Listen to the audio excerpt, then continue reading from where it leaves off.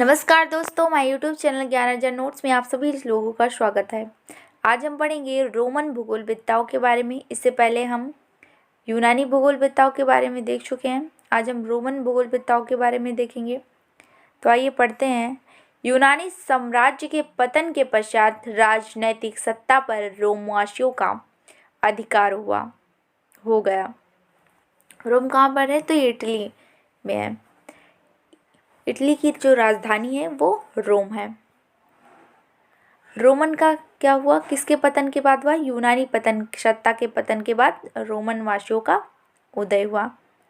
जैसे हम देखते हैं कि जब किसी चीज़ का उत्थान होता है तो उसका पतन भी होता है। तो इसके बाद क्या हुआ? इस प्रकार से यूनानी साम्राज्य का उत्थान हो रहा था तो उसके बाद उसका पतन भी हुआ। इसके बाद रोमवासियों का अब उत्थान हो रहा है। तो आइए इनके बारे में पढ़ने का प्रयास करें। ईसा पूर्व दूसरी शताब्दी से ईसा पश्चात दूसरी शताब्दी तक दक्षिणी और उत्तरी पश्चिमी यूरोप पर रोम शासकों का शासन था। रोमन शासक का प्रमुख केंद्र इटली में टाइबर नदी के तट पर स्थित रोम नगर था, जहां से रोमन सभ्यता का विकास हुआ। रोमन भूगोलवेत्ताओं में स्ट्रैबो, टॉलमी, पंपोनियस मेला, प्लिनी आदि रोमन काल के प्रमुख भूगोलवेत्ता हैं। तो हम इनके बारे में अध्ययन करेंगे, किस प्रकार से इनका भूगोल के क्षेत्र में योगदान रहा, इसके बारे में जानने की कोशिश करेंगे। तो आइए सबसे पहले स्ट्रैबो के बारे में देखते हैं। स्ट्रैबो का जन्म काला सागर के तट से लगभग 80 किलोमीटर दक्षिण की ओर टर्की के भीतरी भाग में हुआ था। भीतरी भाग में स्थित अमेशिया नगर में हुआ था। स्ट्रैबो का जन्म कहाँ हुआ था? तो टर्की के भीतरी भाग में स्थित अमेशिया नगर में हुआ था।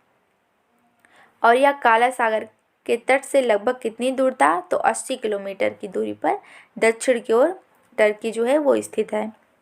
उन्होंने ज्ञात संसार के वर्णन को 17 खंडों में भौगोलिक विश्वकोश में संकलित किया था, जिनका मानना था, जिसका नाम यानी कि भौगोलिक विश्वकोश को 7 खंडों में विभाजित किया संसार को, और उसका नाम क्या रखा? तो जियोग्राफिया। प्रथम 2 खंडों में विषय की प्रस्तावना दी गई, जिसमें पुस्तक के लक्ष्य, उद्देश्य तथा मौलिक सिद्धांतों की चर्चा की गई। जियोग्राफिया जो नाम रखा वो किसने रखा? स्ट्रैबो ने। लेकिन इराटोस्थेनीज ने क्या नाम दिया था? तो जियोग्राफी जो शब्द दिया था वो इराटोस्थेनीज ने दिया था। और ये देखिए मिस्टेक हो जा सकता है कि जियोग्राफिया और जियोग्राफिक में, तो आप इसे भूलना मत। जियोग्राफी में तो मौलिक सिद्धांतों की चर्चा की। और तो हमने देखा कि कैसे स्ट्रैबो ने संसार को 17 खंडों में बांटा और उसका क्या नाम रखा? पुस्तक पर प्रकाशित की और उसका नाम रखा जियोग्राफिया।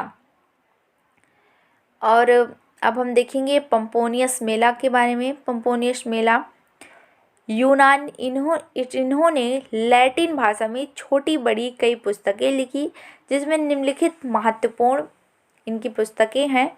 इनके बारे में थोड़ा जान लें। ब्रह्मांड विज्ञान, कॉस्मोग्राफी, डेकोरोग्राफिया, स्काईलैक्स जैसी इन्होंने किताबें लिखी थी पंपोनियस जी ने। और इन्होंने पृथ्वी को 5 बड़े भागों में बांटा था।